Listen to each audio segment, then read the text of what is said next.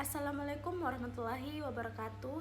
Perkenalkan, nama saya Indriani dengan NIM channel 123519, kelas manajemen G 2023. Di video kali ini saya akan membahas mengenai materi moneter dan perbankan pada pertemuan ke-1 sampai dengan pertemuan ke-7.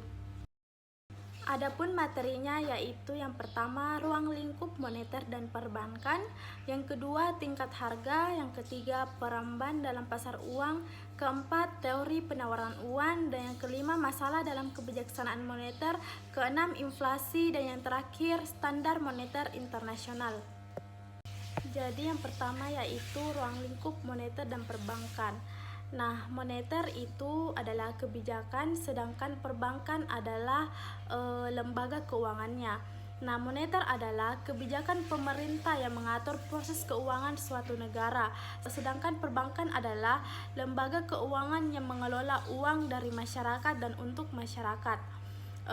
Adapun tujuan dari moneter dan perbankan yaitu yang pertama mengendalikan jumlah uang yang beredar, yang kedua yaitu menjaga kestabilan nilai tukar dan mengontrol inflasi, yang ketiga meningkatkan pertumbuhan ekonomi yang berkelanjutan.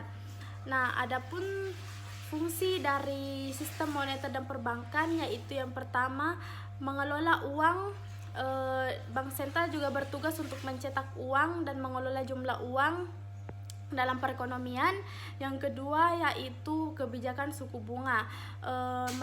Nah, dalam kebijakan suku bunga ini, bank menetapkan suku bunga acuan yang berpengaruh pada biaya pinjaman.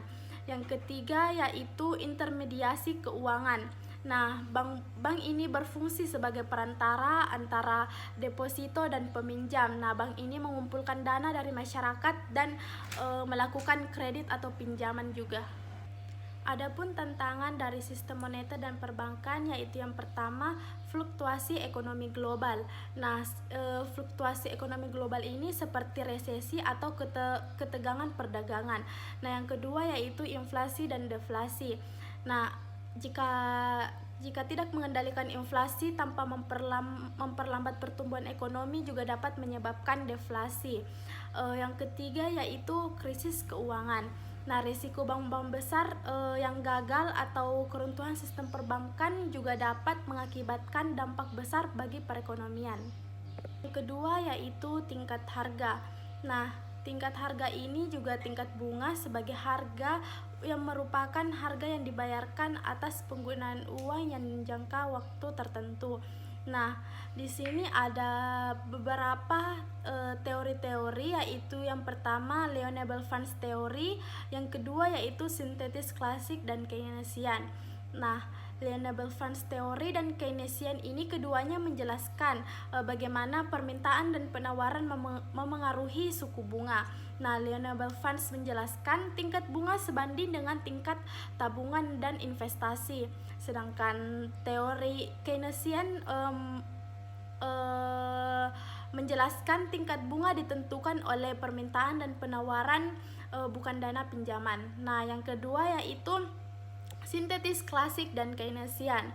Nah, sintetis klasik dan Keynesian ini memberikan gambaran menentukan penentuan tingkat bunga, yaitu yang pertama dalam jangka panjang. Nah, tingkat bunga ini ditentukan oleh interaksi antara tabungan dan investasi.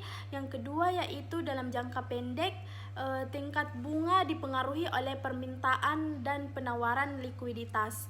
Nah, adapun tingkat bunga nominal dan real, yaitu yang pertama nominal interest rate merupakan tingkat bunga yang tercantum dalam kontrak pinjaman. Nah, yang kedua yaitu real interest rate adalah tingkat bunga yang disesuaikan dengan inflasi. Materi yang ketiga yaitu pasar uang. Nah, pasar uang ini merupakan pasar di mana instrumen keuangan jangka pendek diperdagangkan. Nah, bank sebagai perantara keuangan ini dibagi menjadi dua, yaitu pengumpulan dana dan penyaluran dana. Nah, di pengumpulan dana ini bank menerima dari masyarakat dalam bentuk simpanan seperti tabungan, deposito dan giro. Yang kedua yaitu penyaluran dana. Nah, bank menyalurkan pinjaman tersebut kepada pihak yang membutuhkan, baik dalam bentuk atau pinjaman. Nah, yang selanjutnya yaitu bank sebagai pencipta uang, yaitu menerima dan memberikan. Nah, jadi bank tidak hanya menyalurkan dana yang sudah ada, tetapi juga menciptakan uang baru yang ketika memberikan kredit. Nah, prosesnya yaitu bank menerima simpanan dari nasabah, selanjutnya bank kemudian memberikan pinjaman kepada debitur, selanjutnya pinjaman tersebut menyebabkan penciptaan uang dalam bentuk deposito baru yang dapat dipinjamkan lagi. Adapun materi yang keempat yaitu teori penawaran uang. Nah, penawaran yang tanpa bank merujuk pada jumlah uang yang tersedia di perekonomian tanpa peran bank dalam penciptaan uang. Nah, dalam hal ini bank hanya uang yang dikeluarkan oleh pemerintah atau bank sentral yang beredar. Selanjutnya, teori penawaran uang modern (MMT) atau Modern Monetary Theory menekankan bahwa negara dengan mata uang sendiri dapat menciptakan uang sesuai kebutuhan tanpa harus mengandalkan pajak atau pinjaman dari luar negeri. Nah, jadi implikasi dari teori ini yaitu penekanan pada pengelolaan inflasi, bukan pada mengurangi defisit anggaran. Selanjutnya, pelipatan uang. Nah, uang yang disalurkan ke dalam perekonomian menghasilkan lebih banyak uang melalui pinjaman atau aktivitas ekonomi. Adapun materi yang kelima yaitu masalah dalam kebijaksanaan moneter. Nah, jadi uang yang dikendalikan di dalam perekonomian ini terbagi menjadi dua, yaitu uang sekunder dan uang primer. Nah, uang primer ini uang yang dikeluarkan oleh bank sentral seperti uang tunai atau cadangan bank. Nah, sedangkan uang sekunder ini uang yang beredar di perekonomian yang diciptakan oleh bank komersial melalui pemberian kredit atau pinjaman. Nah, adapun dampak ketidakpastian pada keputusan ekonomi terbagi menjadi dua, yaitu jangka pendek dan jangka panjang. Nah, di jangka pendek ini ketidakpastian seringkali mendorong perilaku yang lebih berhati-hati seperti penundaan investasi. Nah, sedangkan jangka panjang ini ketidakpastian dapat mempengaruhi keputusan investasi besar seperti ekspansi usaha atau pembangunan infrastruktur. Nah, selanjutnya harapan rasional. Di konsep ini yang menyatakan bahwa pelaku ekonomi menggunakan semua informasi yang tersedia secara efisien. Adapun implikasi dari harapan rasional yaitu prediksi yang akurat, seperti pelaku ekonomi akan mengantisipasi kebijakan moneter dan keputusan pemerintah dengan baik, mengurangi efek kebijakan yang tidak terduga. Nah, selanjutnya efektivitas kebijakan moneter. Jika pelaku ekonomi dapat memprediksi dampak kebijakan bank sentral, nah kebijakan tersebut ini mungkin tidak memiliki efek yang diinginkan. Selanjutnya materi yang keenam yaitu inflasi. Nah, inflasi adalah kenaikan harga barang dan jasa secara terus-menerus dalam waktu perekonomian selama periode waktu tertentu yang dapat mengurangi daya beli masyarakat. Nah, adapun macam-macam inflasi yaitu yang pertama inflasi tarikan permintaan, yang kedua inflasi dorongan, yang ketiga inflasi struktural. Nah, di inflasi tarikan permintaan ini terjadi ketika permintaan barang dan jasa melebihi kapasitas produksi. Faktornya yaitu peningkatan pengeluaran pemerintah. Yang kedua, inflasi dorongan biaya. Nah, ketika inflasi dorongan biaya terjadi, jika biaya produksi meningkat seperti kenaikan harga bahan baku atau upah yang menyebabkan produsen menaikkan harga barang dan jasa. Yang ketiga, inflasi struktural terjadi ketika keseimbangan struktural dalam perekonomian seperti distribusi sumber daya yang tidak merata atau sistem pasar yang tidak efisien. Nah, mengapa inflasi timbul? Karena yang pertama itu permintaan yang meningkat, contohnya yaitu peningkatan pengeluaran pemerintah atau konsumsi rumah tangga yang tinggi.